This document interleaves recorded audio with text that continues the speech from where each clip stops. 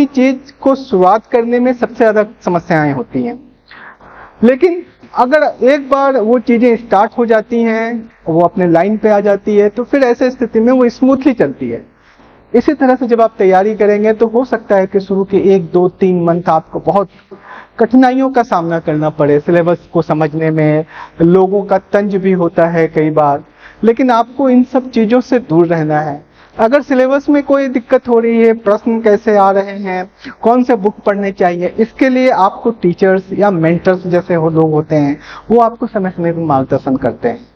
लेकिन जो नेगेटिव तत्व हैं, जो आपको अपने लक्ष्य की तरफ आगे बढ़ने से रोकने का लगातार प्रयास करते हैं, उनसे आपको खुद निपटना होगा। आपको अपने पॉजिटिव एटीट्यूड के साथ आगे बढ़ना होगा और आपको ये सिद्ध करना होगा कि मैं जो काम के लिए जा रहा हूं वो काम मैं करके रहूंगा। मैं इसका आपको एक बहुत सिंपल सा छोटा सा एग्जांपल दे रहा हूं। आपको शायद याद होगा ईरा सहगल,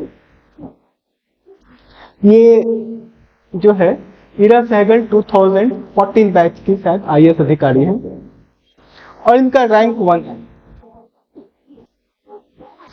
यूपीएससी में इन्होंने 1 रैंक को एक्वायर किया।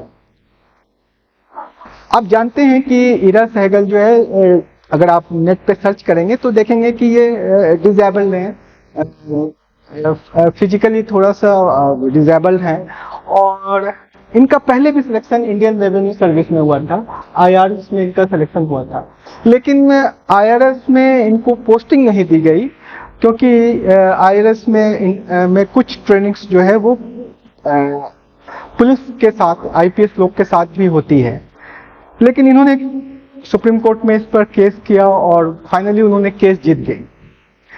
ईरा सहगल ने यह तय किया था कि मुझे जो है आईएएस बनना है, आईआरएस नहीं, मुझे आईएएस बनना है।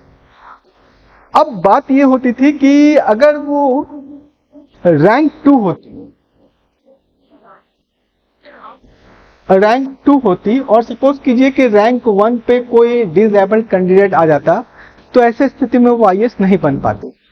तब उसने ये निर्धारित किया कि मुझे रैंक 1 ही लाना है, और फाइनली आप जानते हैं वो रैंक 1 लेके आई और आईएएस बनी। आप इमेजिन करें कि आप जो है उनके तुलना में ज्यादा शारीरिक रूप से सक्षम दिखते हैं, क्योंकि आपको अगर बुक लाना है तो आप खुद चले गए, आपको कोचिंग जाना है तो खुद चले गए। लेकिन उनको ये सब चीजों में कई बार दिक्कत होती थी। वो अपने पेरेंट्स को बोलते थे और कई बार अपने सहयोगी से बोल करके वो उन सब बुक्स को मंगाते थे। लेकिन उनका जो डिटर्मिनेशन था, उनका जो एक सोच था कि मुझे आईएएस बनना है विथ रैंक 1 नॉट 2। इस तरह का डेडिकेशन वाले कैंडिडेट मैंने अपने स्टूडेंट लाइफ में या अपने जो 15 साल के मैंने अपने टीचिंग लाइफ में दिल्ली में, ऐसे स्टूडेंट का इस तरह का डेडिकेशन नहीं देखा मैं, जो ये डिटरमाइन करके आई थी कि मुझे सिर्फ रैंक 1 चाहिए और दूसरा कोई रैंक नहीं चाहिए। आप किसी भी आईएएस सेलेक्टेड कैंडिडेट से पूछिएगा तो चाहे वो रैंक 1 हो चाहे वो रैंक 10 हो, वो पूछेगा तो कहेंगे कि नहीं, सिलेक्शन हो जाए यही बहुत है। लेकिन उसने कहा कि नहीं, सिर्फ सिलेक्शन नहीं चाहिए, मुझे रैंक 1 चाहिए। सिविल सर्विसेज के एग्जामिनेशन में आपने देखा होगा कि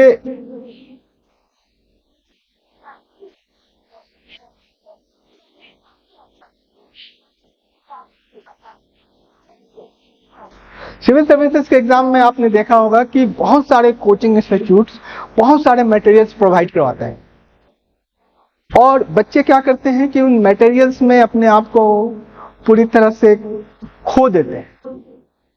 जबकि ये एग्जाम उस तरह का नहीं है। ये एग्जाम इस तरह का है कि जिसमें कि आपकी अपनी जो थिंकिंग कैपेसिटी है, आपकी जो अपनी एनालिसिस पावर है, उसको दर्शाने की जरूरत होती है। कोचिंग आपको क्या करता है कि A to Z तक पढ़ाता है, ABCD to Z तक, और आप घर पे आकर या पूरे कैरियर में इसी को खाली रटते रहते हैं, और इससे आप सिविल सर्विसेज क्वालिफाई नहीं कर सकते हैं। क्योंकि A to Z से क्वेश्चन कभी नहीं आएगा। क्वेश्चंस कहाँ से आएगा? तो अब ये बात को समझिए कि अगर टीचर्स ने आपको A to Z पढ़ा दिया, तब ऐसे स्थिति में उसके वर्ड्स क्या बनेंगे, उसके वर्ड्स क्या, उससे क्या वर्ड बनेगा, ये आपको तय करना है कि A से A एंड N भी बन रहा है, A एंड B एंड भी बन रहा है। अगर जिस दिन आपको ये एबिलिटी आपके अंदर डेवलप हो गई, उस दिन से आपकी सिविल सर्विसेज या IAS बनने की उल्टी गिनती प्रारंभ हो जाएगी।